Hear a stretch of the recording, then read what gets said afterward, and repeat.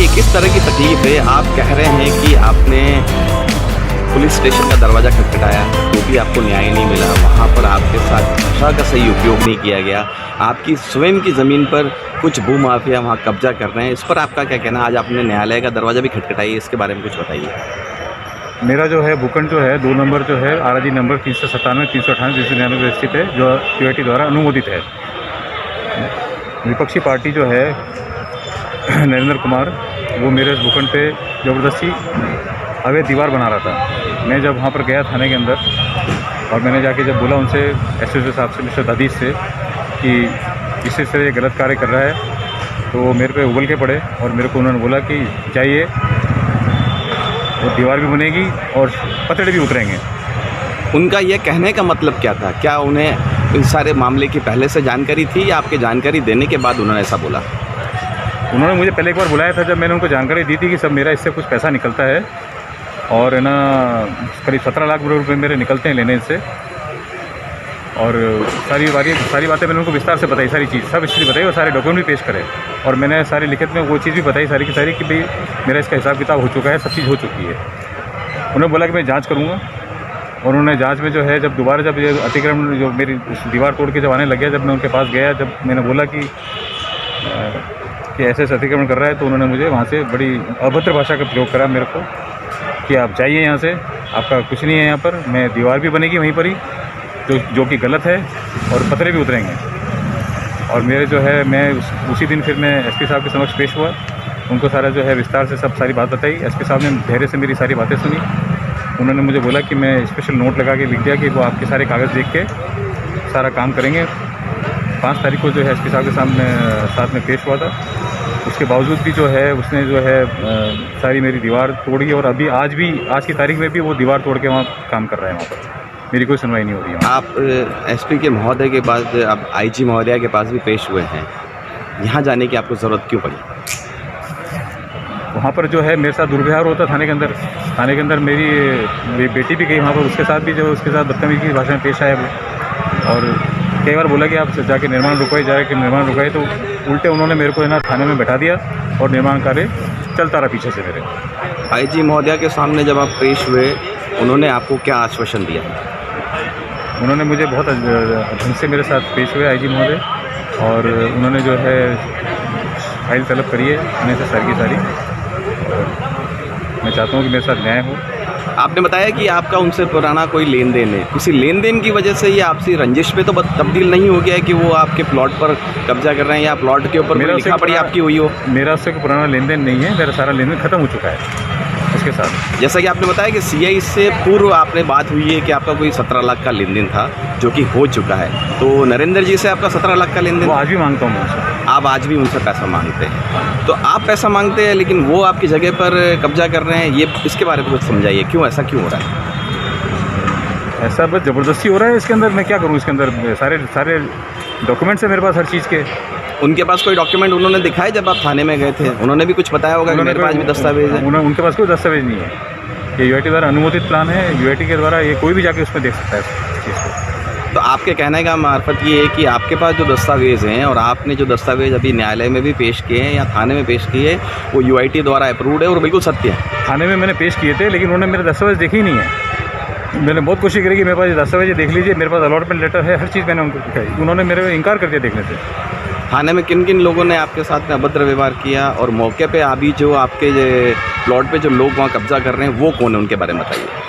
मौके पे नरेंद्र पुत्र किशनलाल है और किशनलाल पुत्र गेबीलाल है। ये लोग है ना कब्जा कर रहे हैं और पवन एक लड़का है, उसके साथ 2 जने और हैं। और जब दीवार बनाई इन्होंने कोई बंजारों की टोली मंगाई थी उन्होंने, जिसमें औरतें भी थी, उन्होंने ज़बरदस्ती करके और खूब ज़बरदस्ती ये मेरे उन्होंने उस टाइम की चोट भी लगी हुई है मेरी।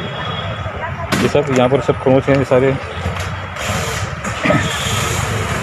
और ज़बरदस्ती मैंने मामले रोकने का बहुत प्रयास करा, थाने में भी बहुत फ़ोन करे लेकिन कोई नहीं आया, बल्कि उल्टे मेरे को जाके थाने में बैठा दिया और पीछे से निर्माण कार्य करा दिया। और आज जो है वो निर्माण कार्य आज भी चल रहा है। आपको क्या लगता है कि इसमें नरेंद्र कुमार और सुखिया थाना की मिलीभगत लग रही है? 100% मिलीभगत है।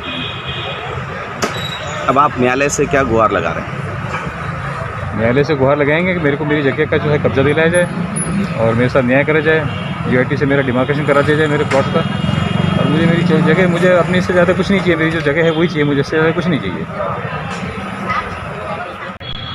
जी वकील साहब बताइए किस तरह का मामला है और क्यों परेशानी आ रही है एक आम आदमी को थाने में जाते हुए?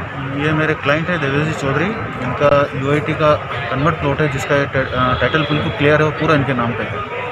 और सामने वाला पक्ष जो है वो इनके प्लॉट पर जबरन 3 फीट 4 फीट का कब्जा अंदर कर रहा है। ये उसकी शिकायत करने थाने गए थे और थाने में गया, इनको बिल्कुल वहाँ से एक लेमैन की तरह भगा दिया गया कि जाइए वो तो कब्जा भी करेगा और आपके टीन शेड भी हटाएगा, आपको जो करना हो जो करेगा।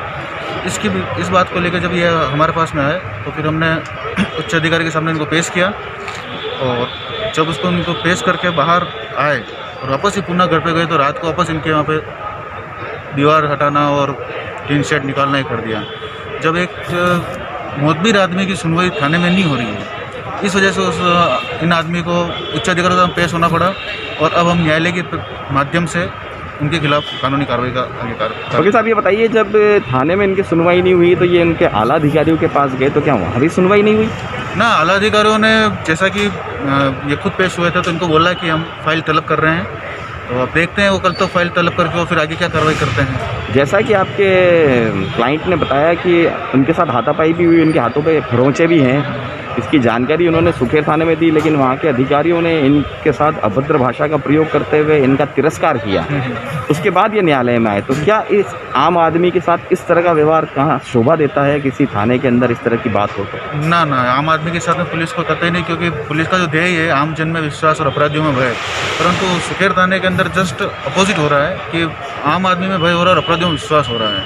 इस कारण क्या है कि आज वो टाइटल क्लियर होते हुए कोई आदमी जिसके नाम पे ज़मीन हो उसकी ज़मीन पे कब्जा कर रहे हैं, तो ये एक मतलब समाज के अंदर एक मतलब ऐसा मैसेज जा रहा है पुलिस का कि ये पुलिस की उच्च अधिकारी सोचना चाहिए कि क्या करें क्या ना करें, विधि सम्मत कार्रवाई जो भी हो उनके खिलाफ की जाए।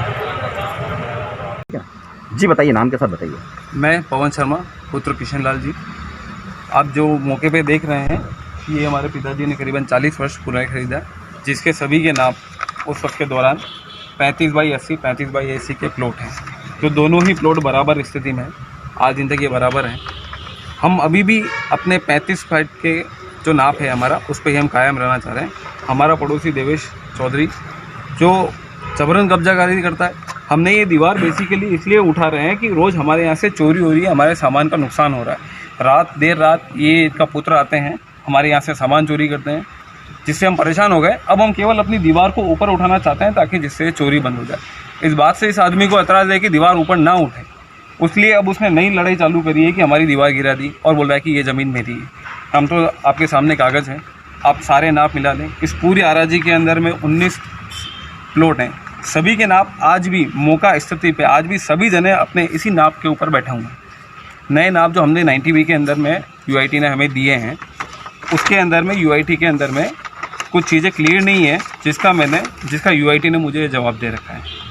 यूआईटी ने अपने साफ शब्दों में लिखा है कि केवल और केवल मात्र भूखंड संख्या 5 और 11-12 के ही पट्टे जारी हुए हैं, बाकी इस पूरी आराजी में एक भी प्लॉट का पट्टा जारी नहीं हुआ। ये आदमी मीडिया में, थाने में, बाकी सभी जगह उच्च अधिकारियों को केवल और केवल अपने जो उसने एप्लीकेशन दे रखी है यूआईटी में कि मुझे कन्वर्ट किया जाए, उस बात को सबूत बना के घूमता है कि मुझे पट्टा जारी हो गया है, जबकि इससे कोई पट्टा जारी नहीं हुआ। आप दोनों के बीच में जो विवाद हुआ वो हाथापाई तक भी आ गया है, जैसा कि उन्होंने बताया है। उन्होंने कुछ शरीर की चोटें भी बताई, उस पर आपका क्या कहना है? नहीं हुआ, ये गलत बने छोटे मोटे कुछ भी नहीं। वो उनकी लेडीज, उनके बच्चे, उनकी लेडीज खड़ी की तो वो लेबर थी, उन्होंने कहा भाई तुम दूर रहो, हमको काम करना। तो पुलिस स्टेशन जाने की नौबत क्यों आई? किस कारण? पुलिस स्टेशन जाने की खड़े हो गए लड़ाई करने के लिए, फिर पुलिस स्टेशन गए हम, और क्या करेंगे फिर, हमारे पास सारे क्या था। पुलिस स्टेशन जाने की नौबत इसलिए आती है जब कभी भी बात करने का समय आता है, हम जब बात करते हैं तभी आदमी एक तो जोर से बोलना चालू कर देता है, ऊंची आवाज़ में बात करता है।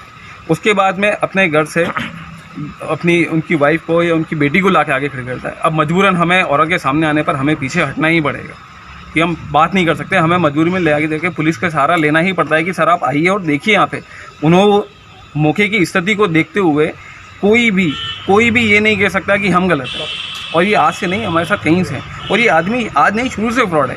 इनका एक प्लॉट पीछे था जो इन्होंने बैंक के साथ में लोन लिया, उनके साथ कुछ कोशिश करने की, बैंक ने लोन के एवज में पूरा प्लॉट नीलाम करके उसे बेच दिया, फिर इसने किया। आप अभी भी देखें हमारे बाहर जो रांची भूमि, उस भूमि पर इस आदमी ने अपना एक रेस्टोरेंट ज़बरदस्ती बना के किराए दे रखा है, जबकि वो ज़मीन का मालिक नहीं है। वो ज़मीन रांची भूमि है, उस पर भी इसने कब्जा कर रखा है, पूरा पक्का शेड बनवा रखा है और उस ज़मीन पे किसी होटल वाले को दे के किराया वसूल रहा है। आपके ऊपर उन्होंने ये आरोप लगाया कि आप उनकी ज़मीन पर कब्जा कर रहे हैं, तो आप इस आरोप को बिल्कुल निराधार मानते हैं? पुलिस स्टेशन में जो आपके बीच में जो कार्रवाई चल रही है वो आपसी रंजिश की कार्रवाई है, लड़ाई की कार्रवाई है, न कि इस यूआईटी को लेकर किसी और की? क्या कहना चाहते हैं? बिल्कुल बिल्कुल सर, सारे आरोप ही निराधार है। मैं केवल अपने और अपने 35 फीट पे जो मेरे नक्शे में है मैं उसी पर कायम हूँ और मैं वहीं पर बैठा हूँ। आप स्वयं देख सकते हैं, ज़मीन मेरी ज़मीन के, मैं अपनी ज़मीन के अंदर में अगर दीवार बना रहा हूँ तो भी वो आदमी बनाने देता है। वो कहता है कि ये भी मेरी ज़मीन है। यूआईटी अगर इसके ऊपर किसी तरह की कोई भी जानकारी करती है, नफ्ती करती है, तो उससे आप सहमत हैं? बिल्कुल हाँ, सर, बिल्कुल हम तो सहमत खुद हूँ। ये मैंने ही दे रखा है। अगर आप इसके नीचे देख सकते हैं तो यूआईटी ने पवन शर्मा के नाम से मुझे एक लेटर भेजा है। जिला कलेक्टर महोदय हैं, जो कि उस समय की चेयरमैन थी। मैंने राजस्थान पोर्टल पे शिकायत दर्ज करी है और मैंने भी यूआईटी से केवल यही प्रार्थना करी है कि मुझे मेरे सही नाम पर बैठा दिया जाए, मुझे वहाँ पर कर दिया जाए। इन्होंने यूआईटी से कोई लेटर जारी नहीं करवाया, जबकि मेरा देख लीजिए मेरे पास लेटर है और मैं कम